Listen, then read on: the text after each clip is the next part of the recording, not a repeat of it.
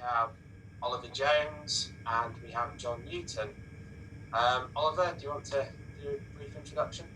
Yeah, thanks, Oliver. So I'm a principal consultant at the Return Group. Return Group are a relatively smaller consultancy, but with very big and long-term clients. I think that's a testament to the work that we do in insight, procurement and transformation. I've spent the last couple of years focusing in the contract risk and supply management space, but I've got about 15 years of procurement experience, contracting, and good to be here. Brilliant, thank you, Oliver. And John? Thanks, guys. Yeah, hi, I'm John Newton. Hello to everyone. I head up learning and development and product management at State of Flux. You may have heard of State of Flux before. We've been doing annual global research into supplier relationship management since 2019. And I spend a lot of my time helping clients make SRM happen. I don't have a very strong procurement background compared to some people, actually. I have a lot of background in key account management and sales. So hopefully, as a counterpart to some of the points that Oliver will be able to give you, I'll be able to also bring in some of that account manager perspective of supplier management to give you and to contribute to quite a holistic view to some of the topics that we've got lined up today. That's great, thank you, John, for that. So, why are we talking about supplier management today? Obviously, it's a growing topic of interest. It's come out of CIPS webinar feedback. Obviously, a lot of functions in the recent months will be considering the establishment of supplier relationship management. Also, there may be some functions out there that have mature procurement organisations, but yet are still to consider or have little investment in supplier management. And also, I think recently with the COVID climate, I think risk has come to the forefront in terms of the supply chain, but equally in terms of trying to make the organisation the key customer of choice, and also looking at investing in your supplier relationships, in particular with the suppliers that you are reliant on for a portion of your turnover. So I think for a number of key factors, it's a really key, interesting topic at this time as well. So in terms of the format from events, we're going to raise some questions to the panel, who will do their absolute utmost, I'm sure, to bring forth all their tremendous experience in this area as well. And then we'll move to some questions from the audience. So obviously, please raise your questions in the Q&A function, and we will look to respond to those as well from the panel. So if we kick off the sort of first question, really, in terms of that. Obviously, terminology. There's a lot of different terminology regarding supply management.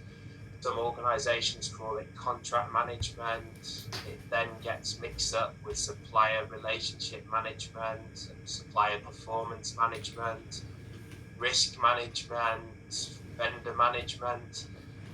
How do they all relate? And I suppose, how do the panel sort of understand supply management in terms of definitions as well? And what do you think, Oliver? This is a really good one, actually. At first, when this one came in, we thought it was pretty basic, starting with definitions. But actually, I think it is really key. So some of that terminology differs by sector.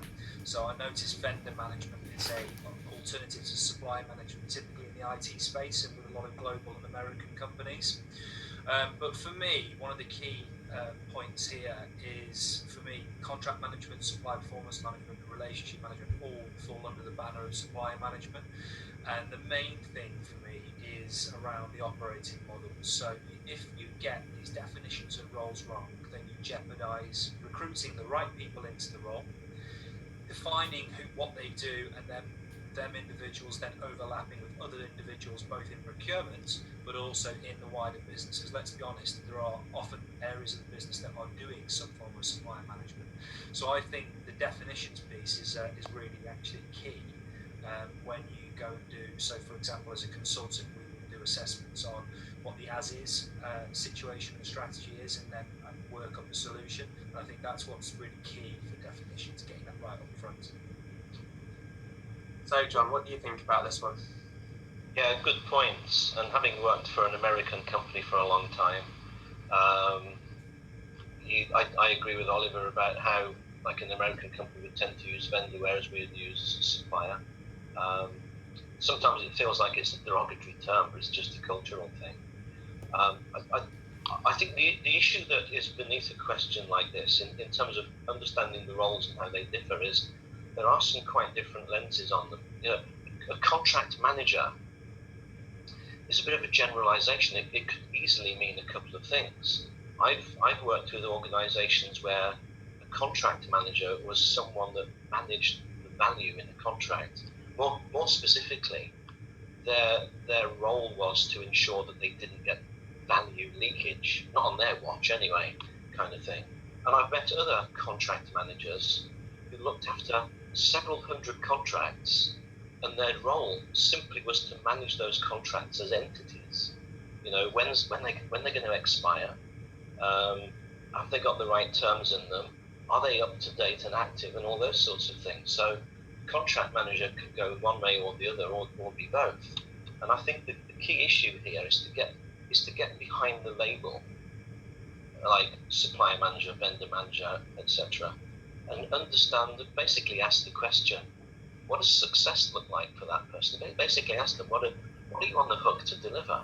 You know, if you're in supplier relationship management, do you look after all aspects of that supplier relationship, or do you just look after the relationship while someone else, the contract manager maybe, looks after the contract itself, or a delivery manager looks after performance against KPIs? So at the end of the day, the issue is maybe to ask the question to get behind what the label means. So basically saying, you're a contract manager, or you do vendor management. What does that mean? How do you get measured? You know, to understand how the organisation's basically allocated roles to things. So I think that's my answer to that one. They kind of interrelate, but the way to decode it is to understand not what the label is on the tin, but what's actually in the tin, to use a metaphor. Yeah, don't be afraid to change the title, I guess, as well, because of that.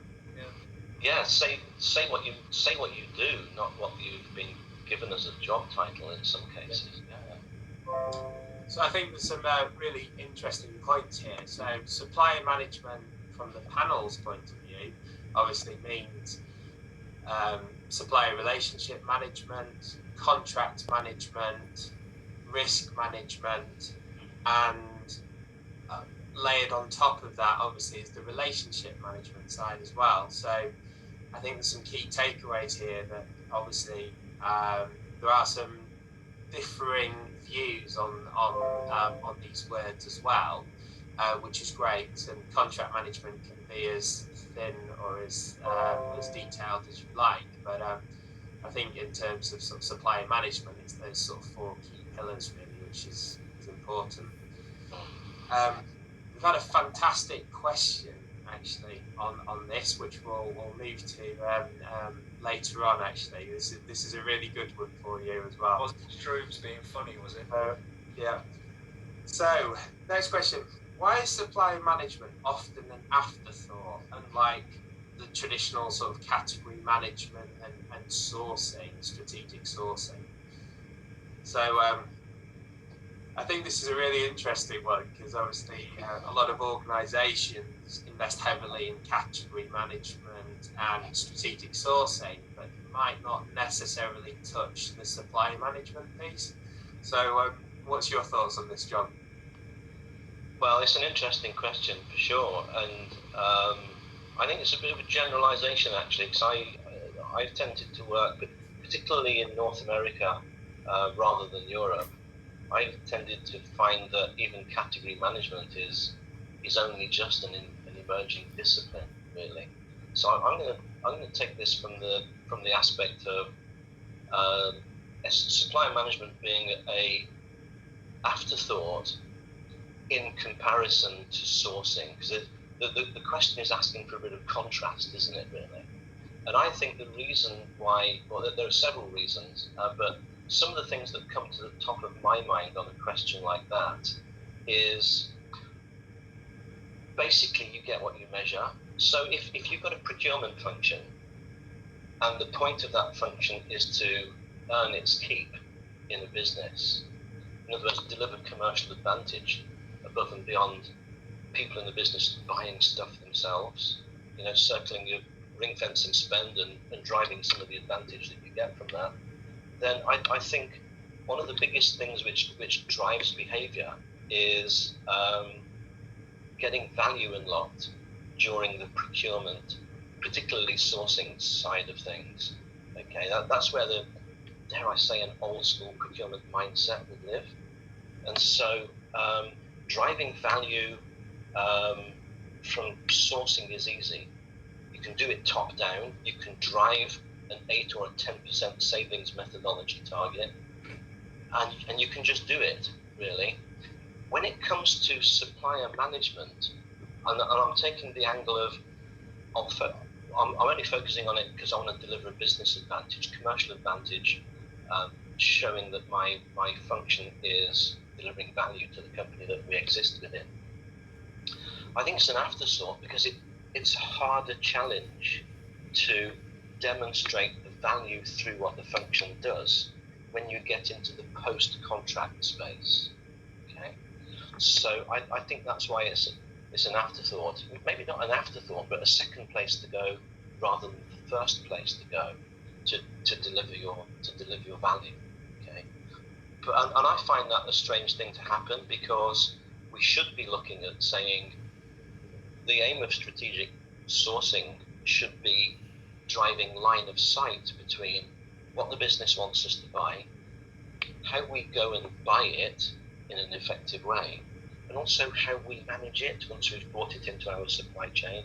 And I think that's where the afterthought is happening, because that bit is harder to do, because the value that you can access then is actually fragmented. It's grounded in what each of the suppliers do in your supply chain. It's a bottom-up approach to delivering functional commercial value. And so I think that's the main reason that it would appear as an afterthought, just because the value proposition is easier pre-contract than it is post-contract. Don't get me wrong, there's been plenty of wake-up calls on why that should be fixed, why we should join the dots between bringing it into our supply chain effectively and efficiently, and then also unlocking value post-contract, getting what we paid for and a bit more. For example, if you've got an external force like a regulator, that might force people to go to not do the afterthought thing, but to kind of do it in a joined up way. Another example is COVID. That demonstrated to people that the afterthought shouldn't have been an afterthought, because it was exposed where suppliers weren't being managed effectively. But I think that's my take on it predominantly. It's easier to drive functional value pre-contract. So when your savings methodology is kind of plateaued, or shall I say bottomed out, as you keep trying to take 10% or 8% or whatever it is, that's the law of diminishing returns. The next place to go is post-contract for your functional value. And so one place gets the attention before the other, and the easiest place to go is pre-contract, and that makes supply management look like an afterthought.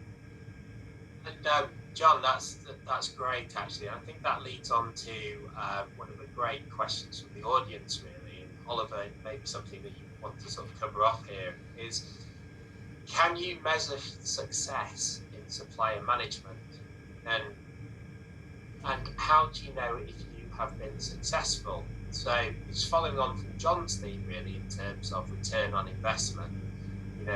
Maybe we can sort of respond to that. Yeah. this question as well. That would be great.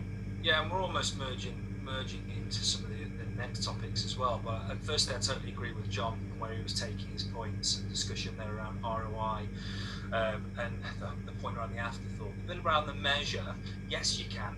And how would you measure that it is a success? Well, you have to set a baseline. And I think that comes from setting targets and establishing what your supply management operating model is. But as part of that, you need to understand the as-is, and that is the as-is performance and the as-is investment. So I think the measurement, there's going to be lots of KPIs, and I've heard a lot of people refer to supply management as the art of the fluffy. It's the soft stuff. It's not the hard benefit. Well, you tell that to somebody who brought in a consultant on a 20% gain share that found millions of pounds of value leakage on years of category management because price wasn't being upheld, or rebates weren't being captured, or service credits weren't being, and liquidated damages weren't being captured, and then they had to hand over a cheque for that sort of payment and their piece of that pie, which actually could have all been avoided if there had been good contract and supplier management in the first place. So often the good work of sourcing, to John's point, less category management, but the sourcing itself can unravel very quickly for the sake of sometimes some small investment. So measures specifically, something I refer to as the cost of consequence, can often scare people in the sense they talk about the risk events that have happened and the consequent cost. I mean, first to market or last to market on PPE at the moment, those lost sales because the supply chain strength, horse meat scandal, can you imagine how much that cost as a consequence? There's a consequence piece. The easiest one though is the as-is situation, the as-is operating model that is there at the moment. You might think, well, people aren't organised, there is no operating model. Well, 9 times out of 10, somebody in the business is managing that supplier. And if you actually adequately interviewed them, you'd find out they're probably spending a significant amount of time engaging with that supplier or engaging with their colleagues about that supplier. So you can quantify how much of their salary is spent doing ineffective supply management, or ineffective contract management, or ineffective supplier risk management. Once you then quantify that as the as-is, you can then say, well, hold on, we can get efficiencies through technology, through process improvement, through tools, through templates, through training, all of this, and we can take that many people's roles, or we divert them into other activity and save this amount of money with an investment in a couple of central people. So there's lots of different things, but the point is you've got to assess the as-is, and trust me, there will be cost invested in somewhere in supply management. Yeah, I agree, and also the sort of element of risk management as well. So de-risking, I think is key as well. So that's great, and that sort of leads on to the next question. Really, is how do you generate a return on investment for supply management, and what is the best area to invest in? So it sort of naturally flows from the last question, really. Yeah, it does. For me, shall I go? Oh, sorry, Oliver, carry on, mate. Yeah, Oliver, obviously it flows on, then it'd be good for you to sort of look at this question as well. Yeah, no problem. So for me, just building on a couple of points there, I would say one of the biggest challenges framing it as an entire business investment. So I think gone are the days of sort of procurement being an isolated or silo function. I know that still exists in some organisations. Procurement doesn't always have a great deal of good reputation. So when I say procurement, I mean procurement and supply management. So I think the journey has to be one where you hold hands with the business areas, because there is no way that it's not going to impact them whatever change you make, whatever model you go for. And I think if you can frame it in that way as a broader transformation piece, you can argue the case for a bigger, more strategic investment signed off at an exec level. So I think that's an argument there. I think the ROI piece we kind of almost touched on already, but I think the other way as well is if you can think of it as a phased transformation, that something that we do at the Return Group quite well, and that our clients like, and I guess it's the reason why we keep our clients for the long term, is for a multi-month year program of supply management, because you can't always, Rome wasn't built in a day, you can't always do things straight away on day one. If you can get rewards and benefits from each phase, that will fund the next phase for the client, for the company. So if you're doing that, so think about, the first bang for your buck is get rid of all the activity that shouldn't be happening, save some of time efficiencies, and invest in a couple of people to do it well. Okay, and is that working? Brilliant, you've made a saving as well. Take that saving and think, right, what are we not doing now? We need somebody to do governance, we need somebody to do risk. Take that money, invest in that person, then quantify those benefits. It's almost self-funded through the journey. So that's the other point I'd make on that. That's great. I think a lot of companies will be looking at that sort of ROI self-funding model to sort of be sort of a real key justification for the establishment of supply management. So I think that's great, Oliver. And what do you think, John, on this one? I'm sure you've dealt with this for lots of your different clients of State of Flux as well. So. Yeah, exactly. Well, I'm trying not to kind of.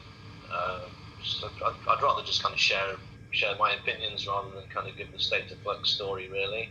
But at the end of the day, I can't neglect the fact that we're in our 12th year of doing research into this, and you can generate a pretty significant return on investment for supplier management, specifically supplier relationship management, measured in terms of value above and beyond contract. There are things that you could get suppliers to do, that you could collaborate with suppliers, which generate some significant value drivers. Imagine, with the active help of a supplier, you could bring an oil field into production 4 weeks early. It's been done, and the ROI is measured in millions of barrels of oil. Imagine you can significantly enhance your end value proposition through the fact that your suppliers carry your value proposition to the end customer. An insurance company may sell a breakdown service, which is a very useful thing to have if you've been involved in a car accident. But it's not the insurance company that turns up in a van with all of the towing equipment and safety equipment. It's one of their suppliers. They're carrying their value proposition on behalf of their customer, and that can generate significant value, renewals, recommendations. And what this actually makes the point of is value comes in many forms. It comes in savings, it comes in access to cost reductions, and you can get more savings and more cost reductions with the active involvement of a supplier, with a strong relationship. You can get an enhanced brand or enhanced delivery, and a supplier can deliver value through improving your market proposition or improving your revenue flow. They can help you improve your risk profile, and then they can help you improve customer satisfaction. Some of these things are closely coupled to a return on investment, others are more loosely coupled to a return on investment. So when you say how do you generate an ROI and what are the best areas to invest in, I kind of see those as being two sides of the same coin, because if you invest in the wrong supplier relationships, you'll waste your time. If your supplier sees you as a cash cow, just wants to keep taking the orders and doesn't want to play at supplier management, then you'll be getting into a territory where there's a very small return on that investment. If you can get into a position where you identify suppliers that want to collaborate with you, can deliver value above and beyond contract in all the forms that we've described, then that is an early indicator of an area to invest in. We're almost like getting onto the subject of segmentation, which in itself can be a very dry subject, and it should be very dynamic. But so I would be looking for ROI, which gets into a kind of life before, life after measure. Life before we did this initiative, life after we did this initiative or program, which could be a differential in terms of cost, a differential in terms of revenue, a differential in terms of risk. Value has got very few low common denominators, actually, if you look at it that way. And if you look at how your supplier is managing you, if you've got a key account manager dedicated to you, and they're investing a lot of effort in you as an account, that's a very strong confirming indicator that that would be an area to invest in. Suppliers don't do dedicated account management unless they want to really protect their position in your account, the revenue forecast that they've got, and the growth targets that that account manager is carrying in terms of revenue and margin. So I would instantly, as a quick rule of thumb, first of all, put the usual segmentation criteria to one side, ask the question, how could the supplier deliver value to us, and how are they facing off to us? Do I see signs that they would work collaboratively with us, and that collaborative work would result in benefits for us, certainly, but mutual benefits. You know, we need to be talking about the give and get in value, not just get. And I hear a lot of people in procurement talking about the get. If you're doing supplier management, you're adding to the cost of having that supplier, just as a supplier with an account manager is adding to the cost of having you as a customer. So there's some really interesting signs there, proof-based signs of where I would put my chips if I wanted to pick 5 or 6 supplier relationships to run as a pilot to demonstrate the value.